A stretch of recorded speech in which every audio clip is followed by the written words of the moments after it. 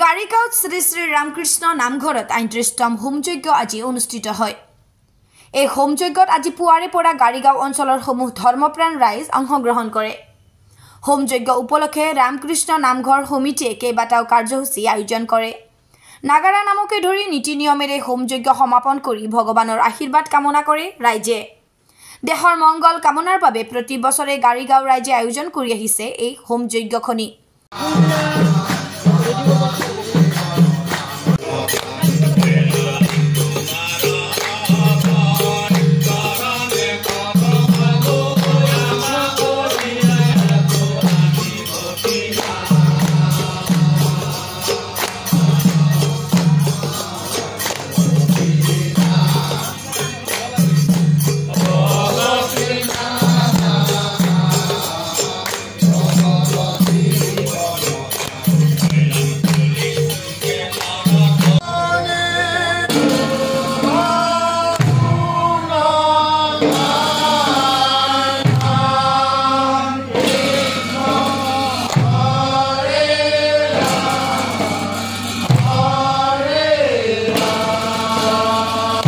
ই চেনেলৰ সমূহ কৰ্মকৰ্তাক মই ধন্যবাদ জনাইছোঁ।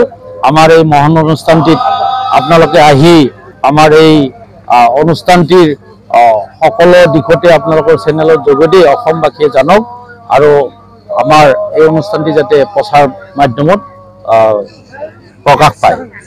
আমি আজি ৩৮তম এই আমাৰ হোম যজ্ঞ আৰম্ভ হৈছে আৰু এই ৩৮তম হোম যজ্ঞত এই শ্ৰী শ্ৰী ৰামকৃষ্ণ নামঘৰৰ প্ৰাক্তন সভাপতি সম্পাদক সকলৰ উদ্যোগত আজি এই অনুষ্ঠানটি এইখিনিলৈ আমি আগবঢ়াই নিব পাৰিছোঁ আৰু ভৱিষ্যতে আমি প্ৰতি বছৰে এনেদৰে আমি এই অনুষ্ঠানটি পালন কৰি যাম আৰু সমূহ গাড়ীগাঁৱত ৰাইজৰ শান্তি কামনাৰ অৰ্থে এই হোমপাঠ আমি আৰম্ভ কৰি আছোঁ আৰু কৰি যাম।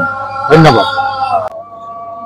ইতিমধ্যে আপোনালোক অৱগত যে শ্ৰী শ্ৰী ৰামকৃষ্ণ নামঘৰৰ আজি ৩৮ সংখ্যক বাৰ্ষিক হোমপাঠ অনুষ্ঠান।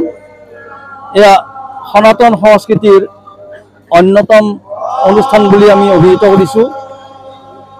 হিন্দুসকলৰ মতে এনেকুৱা অনুষ্ঠানে আমাক ঘনে ঘনে উৎসাহিত কৰি আহিছে আৰু ভৱিষ্যতেও এই ধৰণে আমি শান্তি সম্প্ৰীতিৰে এই অনুষ্ঠানসমূহ পালন কৰি মিলনৰ প্ৰতীক স্বৰূপে আমি জীয়াই থাকিব বিচাৰোঁ। ঈশ্বৰৰ ওচৰতে প্ৰাৰ্থনা কৰিছোঁ এইখিনি। আৰু আমাৰ ইয়াৰে আগতে অনন্ত দাসে ক'লে আৰু এই অনুষ্ঠানটো ৩৮তম প্ৰতিষ্ঠা দিৱস আজি আৰু এই প্ৰতিষ্ঠা কৰিছিল যিসকলে তেওঁলোকক প্ৰথমতে মই মোৰ ফালৰ পৰা তেওঁলোকক সশ্ৰদ্ধা প্ৰণাম জনাইছোঁ যে তেওঁলোকে বহুত কষ্টৰ বিনিময়ত হ'লেও এই অনুষ্ঠানটো গঢ়িছিল আৰু সেইটো যাতে সুনাম সদায় থাকে আৰু এই অঞ্চলৰ ধৰ্মপ্ৰাণ ৰাইজৰ যাতে সকলো দিশতে মংগল হয় তাৰ বাবে মই প্ৰাৰ্থনা জনাইছোঁ ভগৱানৰ ওচৰত। নিউজ ডেস্ক ৰিপৰ্ট ইত্যাদি A to Z।